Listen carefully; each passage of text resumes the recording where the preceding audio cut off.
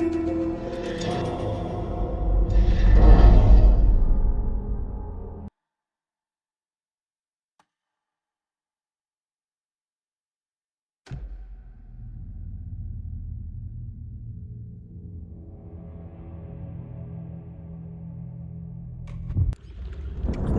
did it.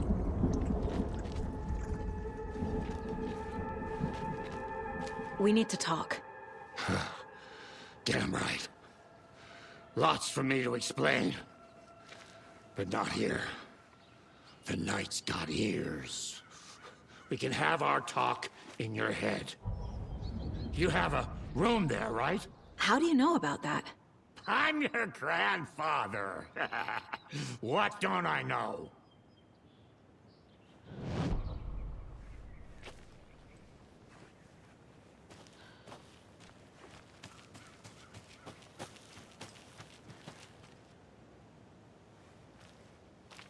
I need to find my way back.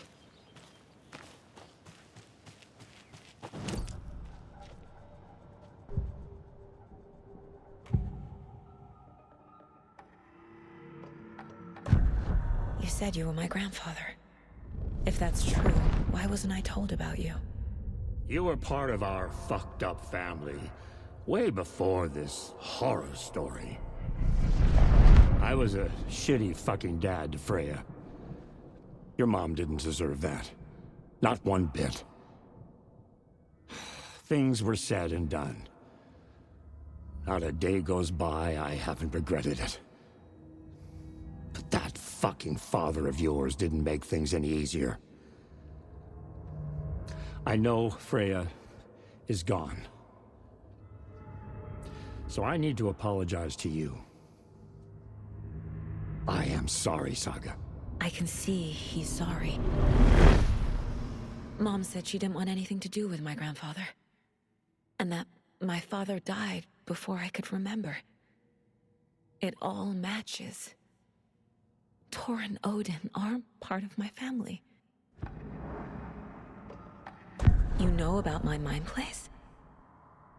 How is that possible? We all have the power. Find the truth. Damn right I do. Odin already told you you're a seer. You can gaze into their heads, see the truth. See past the lies. Past this bullshit horror story. Us Andersons aren't bound by it. You can fight it. Don't be the story. Make the story. It's true. I am a seer. I have a power. My mind place is more than I thought it was. This isn't my intuition. I'm seeing their thoughts. Is this why I know the truth about Logan? While everyone else forgot?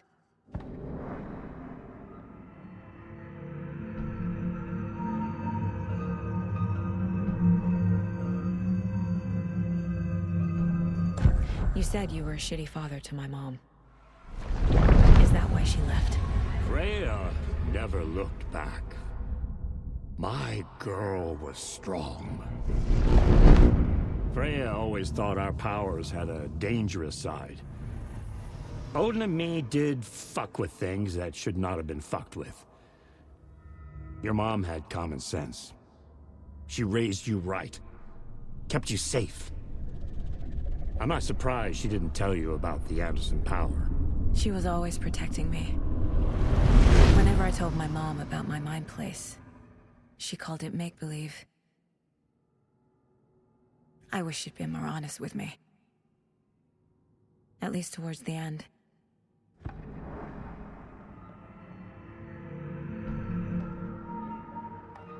Mom wouldn't talk about my father. You knew him? Some doors are better left closed. Your dad was a complicated bastard. Always thinking too many steps ahead. That's not how we work. There was trouble, and then he was gone. I didn't handle it well. Freya didn't want anything to do with me after that. I can't blame her. I never knew my dad or my mom's family. So many broken relationships in my past. I won't lose mine. With Logan. With David. I won't stop until they're safe. I have the clicker. Can I use it to save my daughter? An amp? Get your guitar roaring, and your drums crashing. Blow reality's eardrums. Just the light switch isn't enough. It's Tom's story we're dealing with, so he's gotta be the one to rewrite it. After that's done, he can flick that switch to bring the whole thing home, baby. I can't use the clicker without Wake. Tom. Meaning Wake. He needs to rewrite the story first. I can't stop the horror story without him.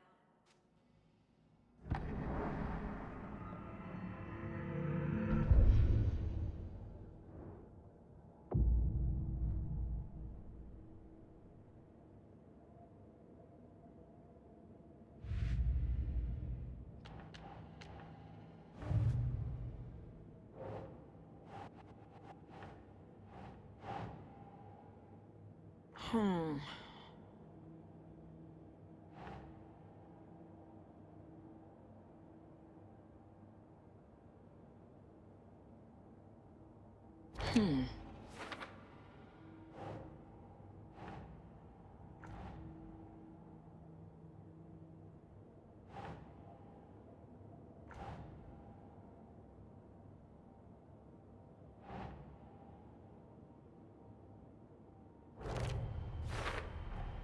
Wake needs to be the one to rewrite the ending.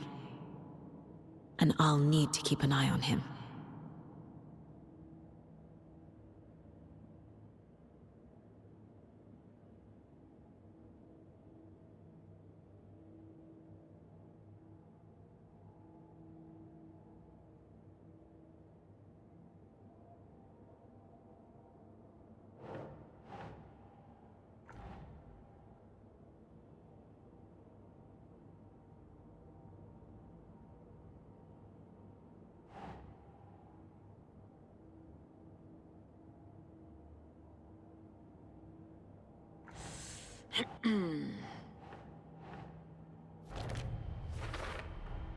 The story doesn't affect me like it does other people.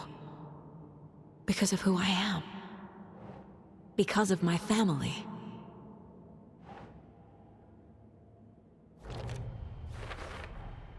Overlaps require pieces of art to enter. Is that because of the Dark Place's focus on art?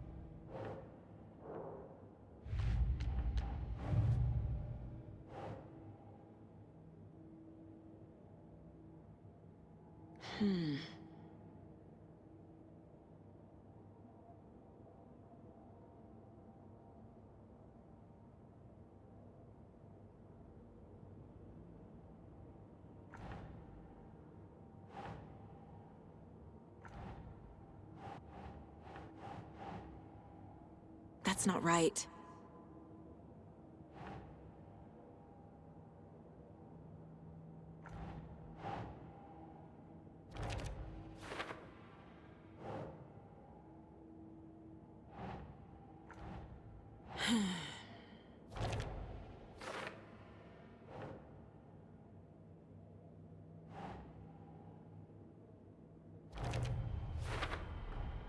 Tor and Odin can actually speak with me in my mind place. Thanks to their own powers.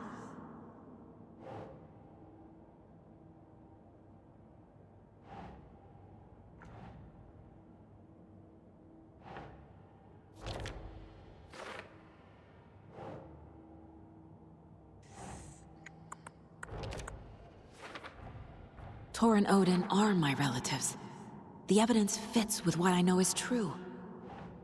It's a lot to process.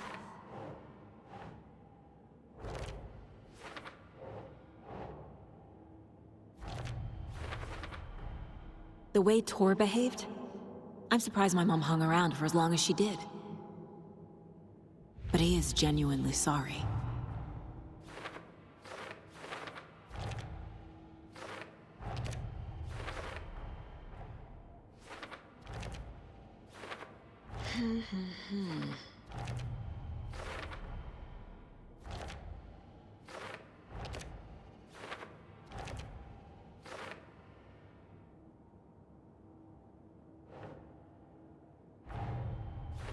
Wake wrote Logan into the story. He had no right to use her like this. There is still time to make him fix it. I won't give him a choice.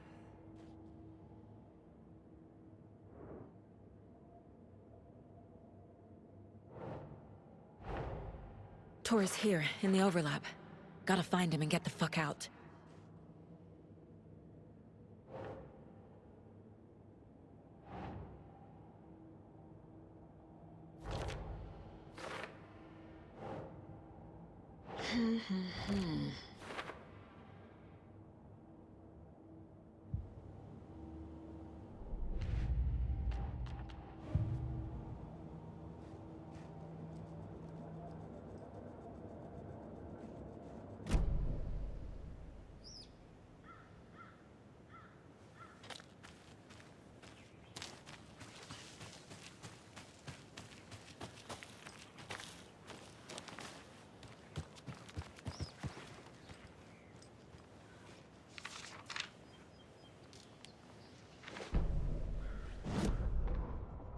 When Cynthia Weaver was downstairs at breakfast, Rose snuck into her room. With all the lamps in the room, it took her a while to find the one with an angel. Luckily, the dream Alan had sent her had been very clear. Rose was certain that Cynthia would not miss one lamp. She had so many. Tonight, Rose would put the lamp in a shoebox and let it sink into the garden pond. That's what Alan wanted. That's how she could help him. The thought made her whole body buzz with joy. Cynthia knew the lamp was missing the very moment she came back to her room. She was overcome by grief. It had been Tom's lamp, one of the few things that reminded her of him. It had not worked in a long time with the cord severed and the light switch gone. But there are other kinds of lights than the ones we can see. The invisible light of the angel lamp had held Cynthia together all these years. With tears welling in her eyes, she didn't see the shadows shifting in the corners of her room.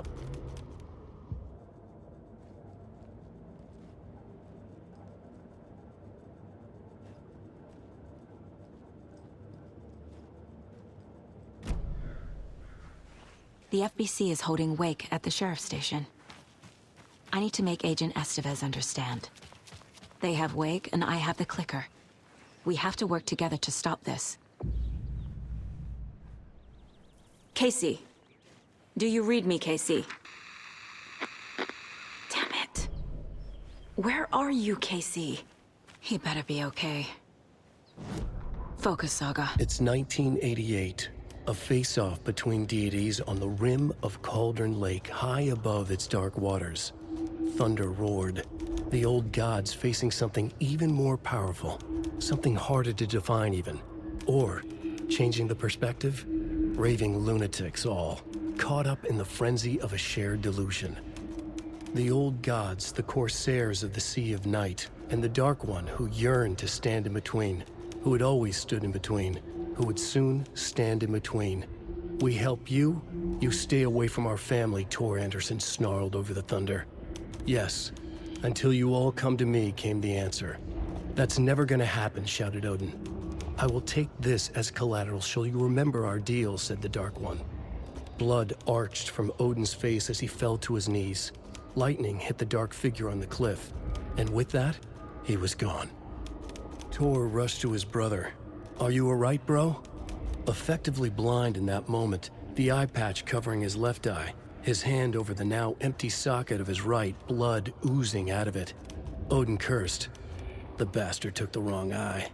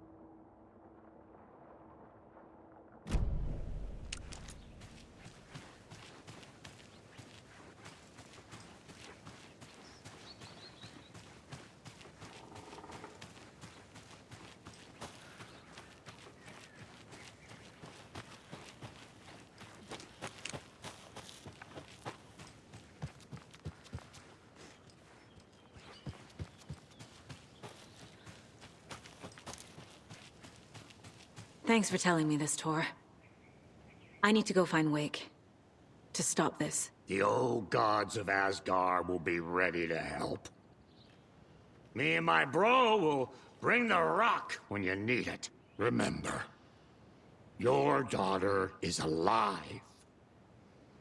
Just kept from you by this bullshit horror story. I needed to hear that. Thanks, Grandpa. Don't worry about me, kiddo. I'll drag my sorry ass over to Odin. A few shots of the Andersons' finest will fix us both up. See you soon, Saga.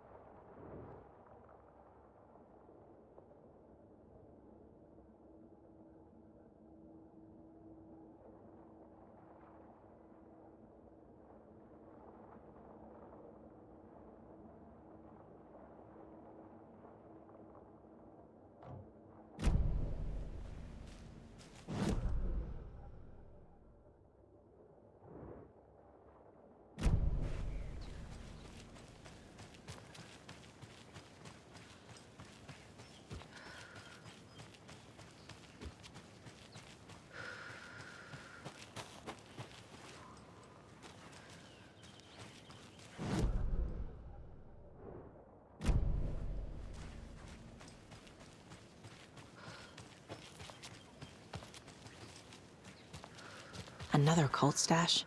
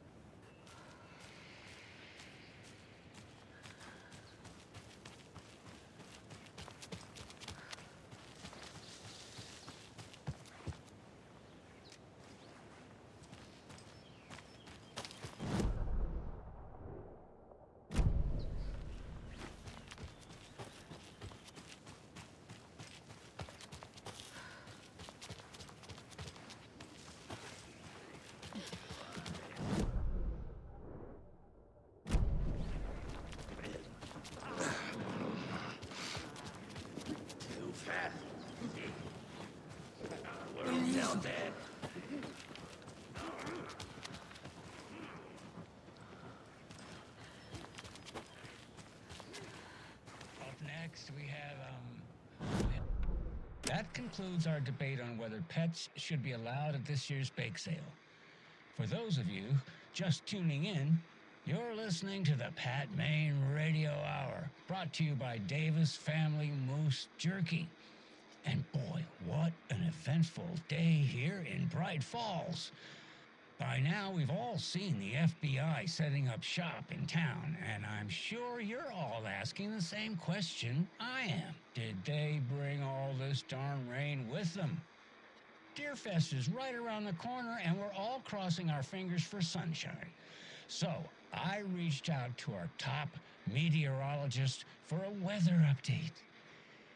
She never responded, but I have her Uncle Tapio on the line from Watery. Tapio, are you there? Yes? Great. And Tapio, what kind of weather can we expect today? Rain. That definitely seems to be on the menu.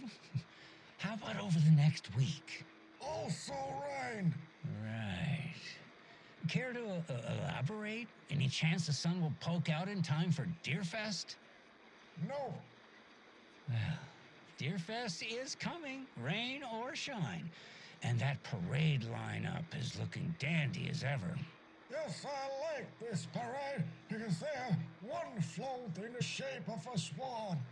Long neck and everything. A very large swan. Ah, so you're a fan of swans. No.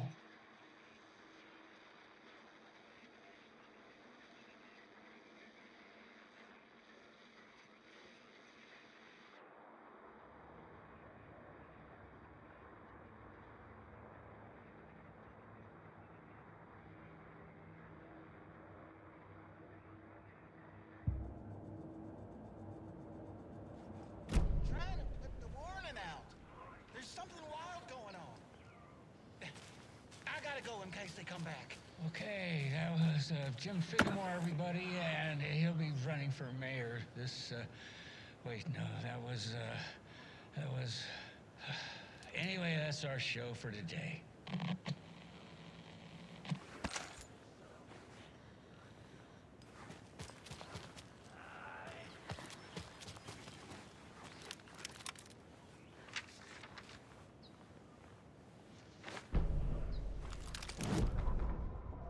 Every night was bingo night at the Valhalla nursing home. Each time Rose drew a ball from the cage and called out its number, some of the residents shouted bingo, no matter what was on their cards. Some of them sat mute, their cards full, never calling out. Some of them would try to steal the ball from her. Some of them would chastise the others for acting out. It was like herding a clouder of cats. Rose didn't mind. She liked cats. She knew she was where she was supposed to be, with her little Vikings, waiting for the hero to come. Tonight, the residents were restless, more so than usual. Ahti was wearing Blum's coveralls again. Tor stood by the phone. Too late. Rose saw the hammer in his hand. The garden lights started to flicker, the darkness and rain pressing against the windows. The time drew nigh.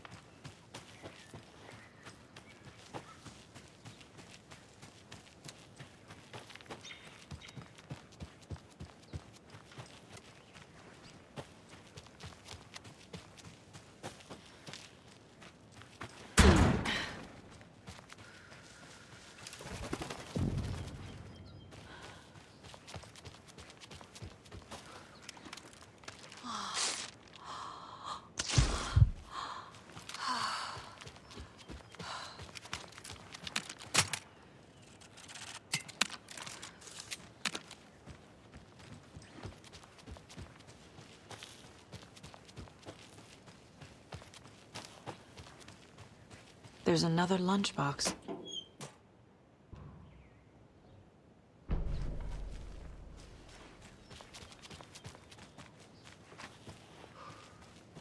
Up next, we had a guest lined up. I have it written down here somewhere. What's this say? Jim Figgamore. Figgamore? Figgamore. I know that name from somewhere, but... Oh, the line's lighting up, so that could be him. Hello, you're on with Pat Maine. Elderwood Palace Lodge, and there's been a shootout. FBI everywhere. I think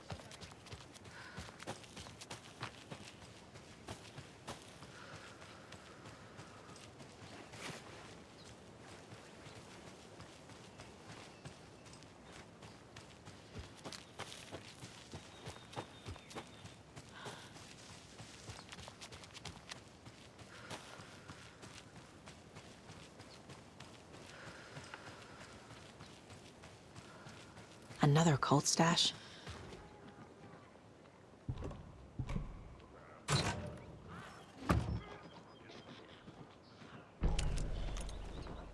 Anticipation mixed with fear.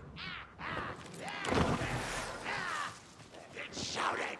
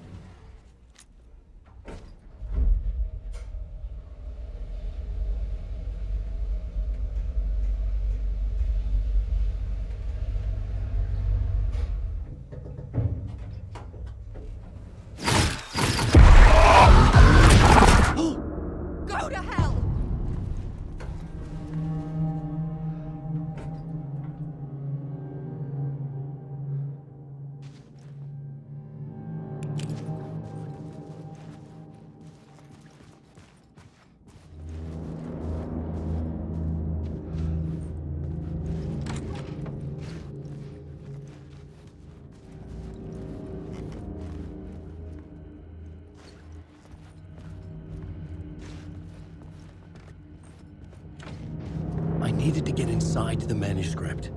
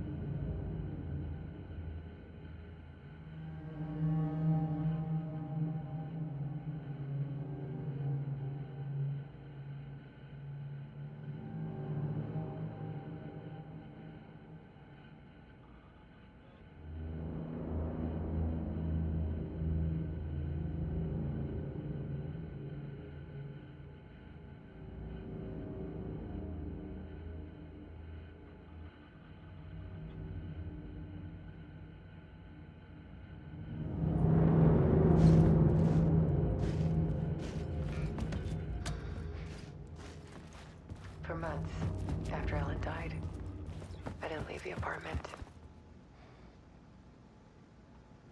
I was flattened by the confusion, shock, the guilt, fear. I could barely get out of bed. Barry Wheeler started visiting. He even cooked me meals. I couldn't stand the guy when I first met him, but he's a better friend than I gave him credit for. And he still checks in, even after he moved out west.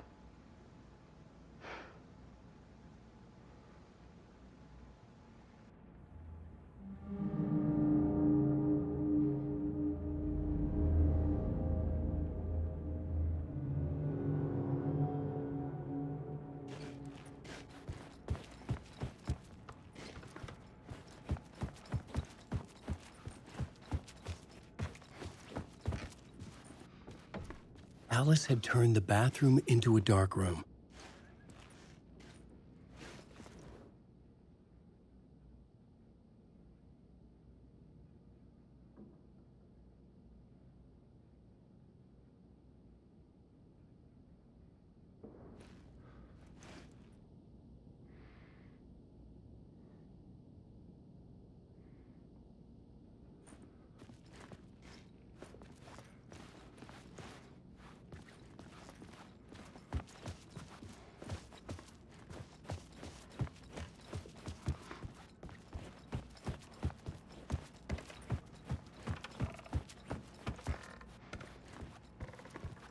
Alice's work had consumed the apartment, her whole life.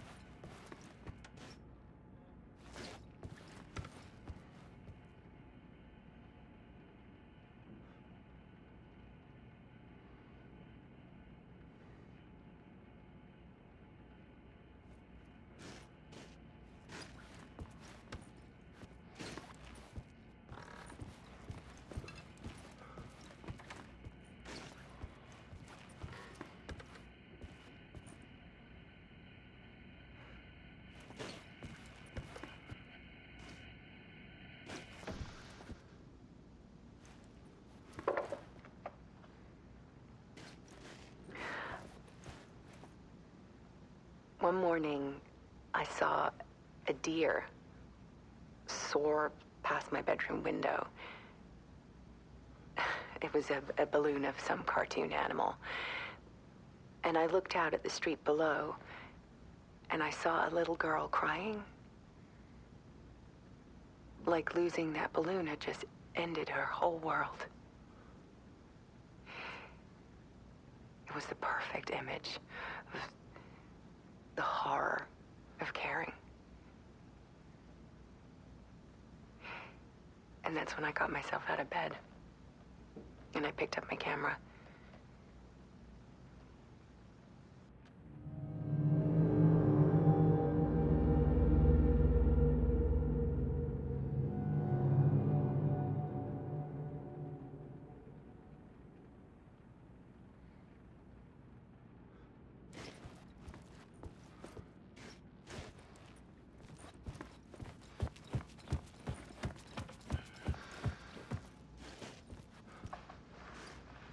There was something in the dark.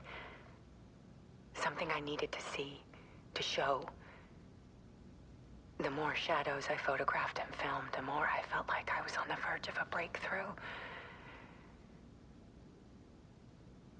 I submerged myself in it. I only went out at night. My search became obsessive, but I still had no idea what I was looking for.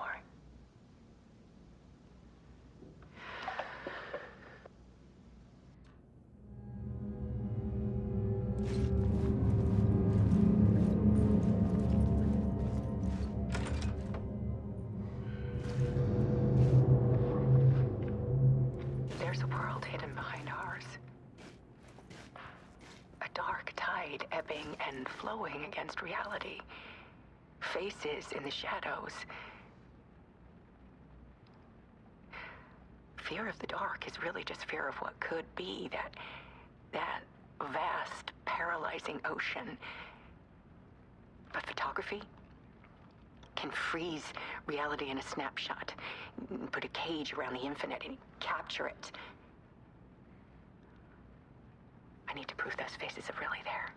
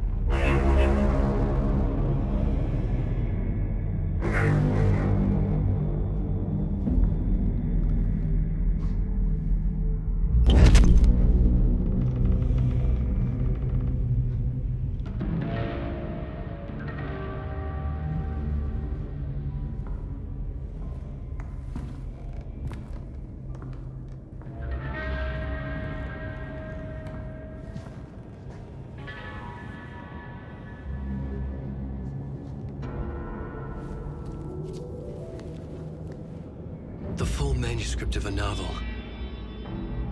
Return.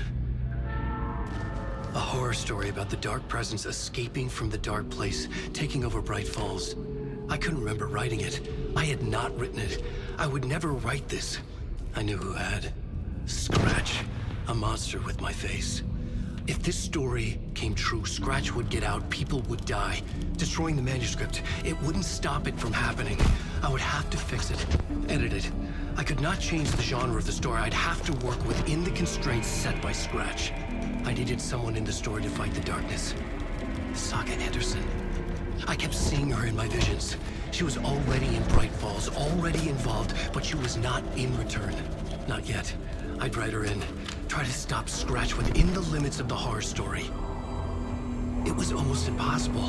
It was taking too long. I had not reached the end.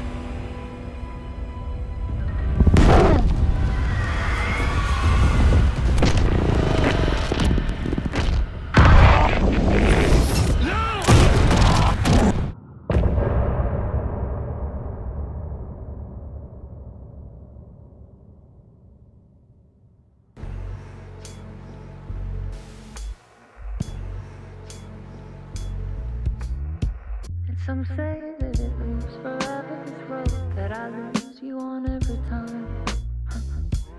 Some say that it lives forever, this road.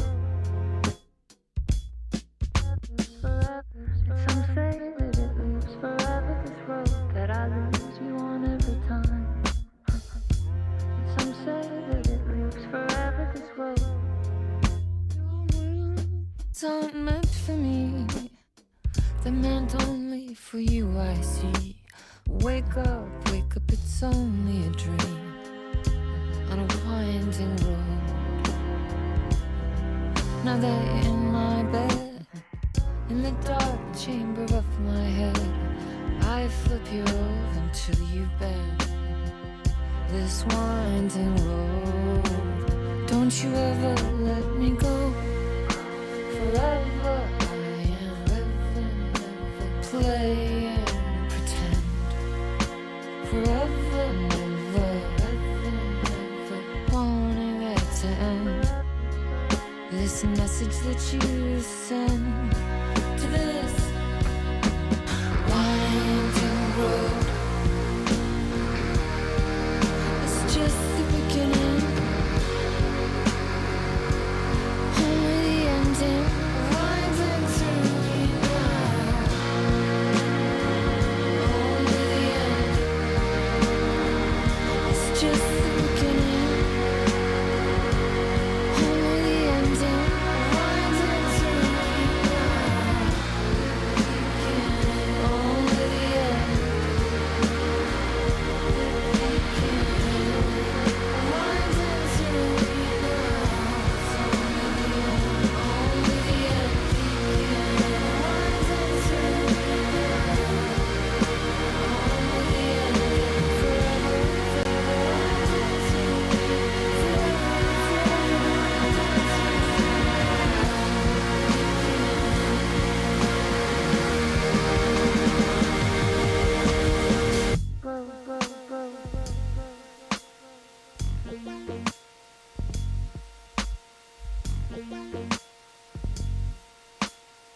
through me.